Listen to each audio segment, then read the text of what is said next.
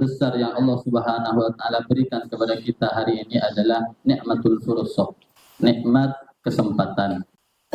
Nikmat kesempatan untuk bisa berkumpul dalam kebaikan. Nikmat kesempatan untuk bisa berjalan menuju kebaikan. Nikmat kesempatan yang seperti inilah yang Allah berikan cuma kepada orang-orang yang dipilih oleh Allah Subhanahu wa taala. Orang-orang yang dikehendaki baik oleh Allah Subhanahu wa taala. Maka wajib bagi kita yang hadir pada kesempatan siang hari ini bersyukur dengan mengucapkan alhamdulillah karena kita dipilih oleh Allah untuk berkumpul duduk bersama dalam kebaikan ini. Semoga ini semua menjadi istiqomah bagi kita dan mati dalam keadaan baik. Amin amin ya rabbal alamin. Bapak Ibu sekalian, perlu kita ketahui bahwa majelis-majelis seperti ini adalah majelis yang sangat dicintai oleh Rasulullah Sallallahu Alaihi Wasallam. Banyak orang enggan untuk gabung di majelis-majelis seperti ini. Akan tetapi, majelis yang seperti inilah yang selalu dilihat oleh Rasulullah Sallallahu Alaihi Wasallam. Sampai-sampai beliau mengatakan, wa idza marartum, ketika kalian berjalan, terus kalian bertemu dengan biriyadil jannah, bertemu dengan taman-taman surga. Sehingga para sahabat bertanya waktu itu, wa mariyadul jannah ya Rasulullah. Taman-taman surga yang ada di dunia itu apa ya Rasulullah? Apa jawaban Rasulullah?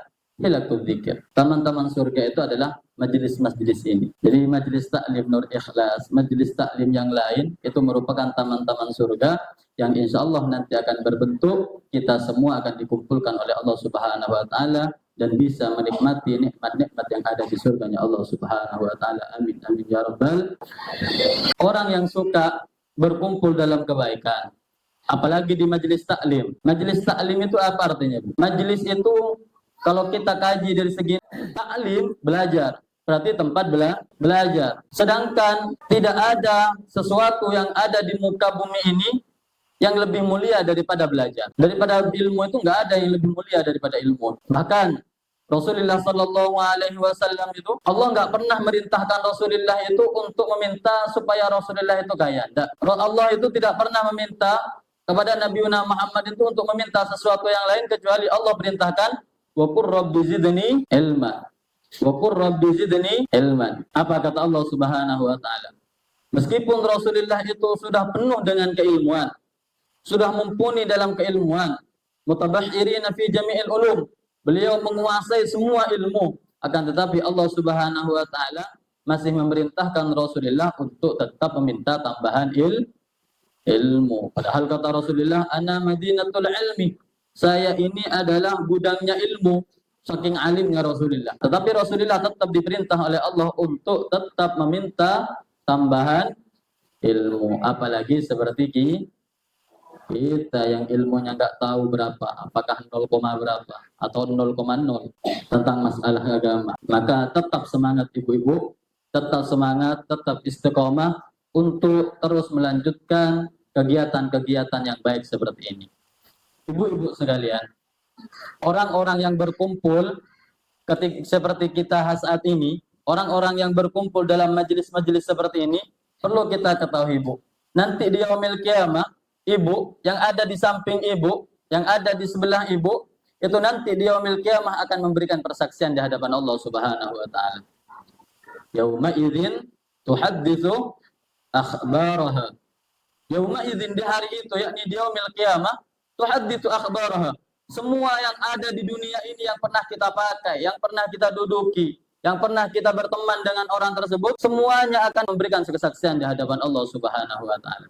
Sampai karpet yang saat ini sedang saya duduk ini, Bu, nanti di yaumil qiyamah akan memberikan kesaksian di hadapan Allah Subhanahu wa taala. Kalaulah barang mati saja bisa memberikan kesaksian nanti di yaumil qiyamah, apalagi teman-teman kita, teman duduk kita, teman seperjuangan dengan kita, teman yang sama-sama mencari ilmu seperti ini, maka pastinya nanti juga akan memberikan kesaksian yang luar biasa di hadapan Allah Subhanahu wa taala. Makanya jangan sampai sering-sering bermusuhan dengan teman, jangan saling menggunjing, jangan sering saling menghibah, membicarakan keburukan.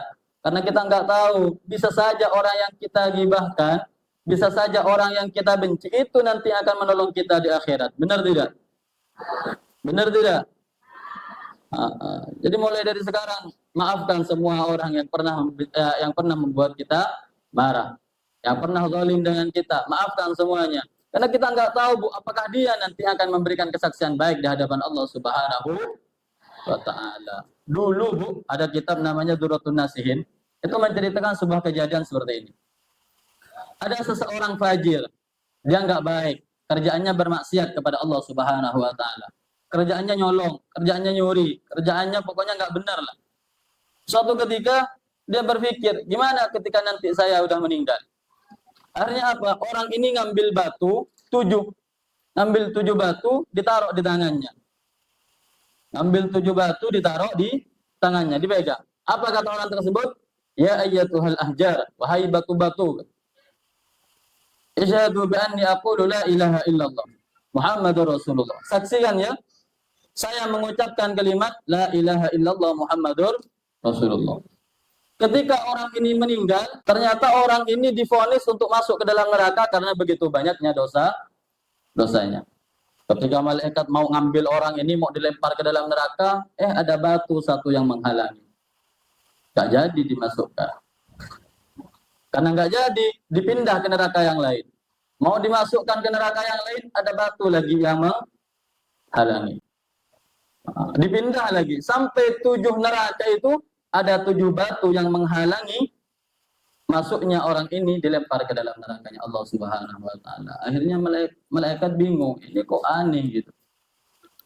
Akhirnya malaikat lapor ke Allah, ya Allah, ada salah satu hambamu yang aneh. Pas mau dimasukkan ke dalam neraka, ada batu yang menghalangi. Apa kata Allah Subhanahu wa Ta'ala? Coba tanyakan ke batu itu. Kenapa batu itu berani untuk menghalangi perintah Allah? Berani untuk menghalangi orang ini dimasukkan ke dalam neraka, padahal orang ini fajir, orang ini nggak benar. Iya, terus ketika itu ditanya oleh para malaikat kepada batu itu, batu, kenapa engkau berani menghalangi orang ini dimasukkan ke dalam neraka?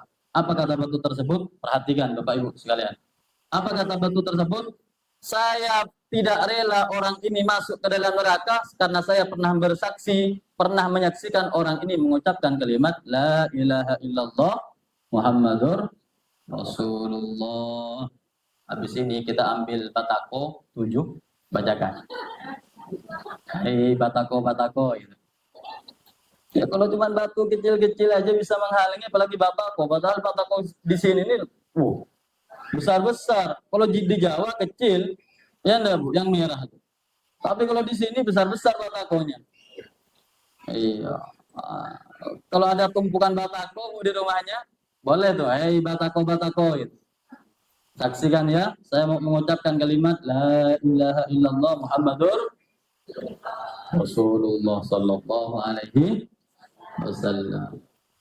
Nah, ini batu Bu. Terus gimana dengan teman-teman kita, tetangga kita, orang-orang yang biasa duduk dengan kita?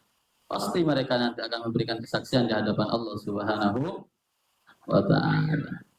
Semuanya nanti akan memberikan kesaksian.